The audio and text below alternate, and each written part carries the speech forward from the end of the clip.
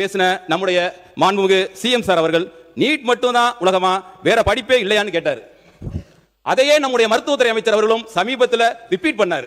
நமது அன்பு அண்ணன் மாண்புமிகு முதலமைச்சர் அவர்கள் மற்றும் இந்த கட்சியில் உள்ள அமைச்சர்கள் நீட்டை பற்றி சொன்னதோ அது தவறாக ஒரு சித்தரிச்சிட்டாங்க. எல்லாரும் ஒரு சென்டிமெண்ட்டாக பேசுனா வைரல் ஆகிடும் அப்படின்றதுக்காக அந்த மாற்றுக் கட்சியினோட எம்எல்ஏ பேசுனது ஒரு வைரல் ஆகிட்டு இருக்குது. இப்போ ஸோ நம்ம என்ன சொன்னாங்க அப்படின்றதுனா, ஆக்சுவலாக நீ நீட்டெல்லாம் படிக்காத வேறு எதாவது போய் படி அப்படின்ற மாதிரிலாம் யாரும் சொல்லலை.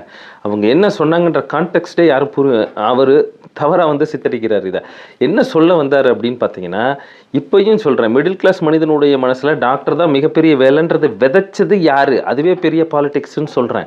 அந்த எதுக்காக அதை விதைச்சாங்க அப்படின்னா, மற்ற கட்சியினர்கள் என்ன நிறைய ப்ரைவேட் காலேஜஸ் வச்சுருக்காங்க, மெடிக்கல் காலேஜஸ். ஸோ இருக்கிறதுலே எந்த டிகிரி அதிக ரேட்டு போகுது அப்படின்னு பார்த்தீங்கன்னா, அது மெடிக்கல் சீட்டு தான் அதிக ரேட்டு போகுது. ஸோ இப்போ நீட்டை ஒழிச்சிட்டா நீங்கள் இந்த சீட்டை ஈஸியாக காசு வாங்கி சீட்டை கொடுத்துடலாம் இல்லைங்களா? ஸோ இதுதான் அரசியல். இந்த அரசியல்னால தான் டாக்டர் பெரிய வேலை பெரிய வேலை பெரிய வேலைன்னு சொல்லிட்டு ஒரு பெரிய ஒரு மாயையை கிரியேட் பண்ணிகிட்டு இருக்கிறாங்க. இது ஒரு மித்து.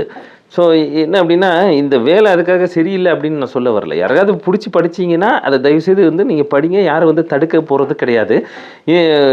நீங்கள் இந்த சோஷியல் ப்ரெஷர் இருக்குது பாருங்கள். ஊரில் ஒரு 100 தடவை ஒரு விஷயத்த சொல்லிட்டா அது உண்மைன்னு நம்புறதுக்கு முக்கால்வாசி மனிதர்கள் அதை நம்பி விடுவார்கள். இந்த விஷயத்தை பிரேக் பண்ணுறதுக்கு தான் அண்ணன் சொன்னாரே தவிர வேறு இந்த உலகமே பல்வேறு துறைகளால் கட்டமைக்கப்பட்டது.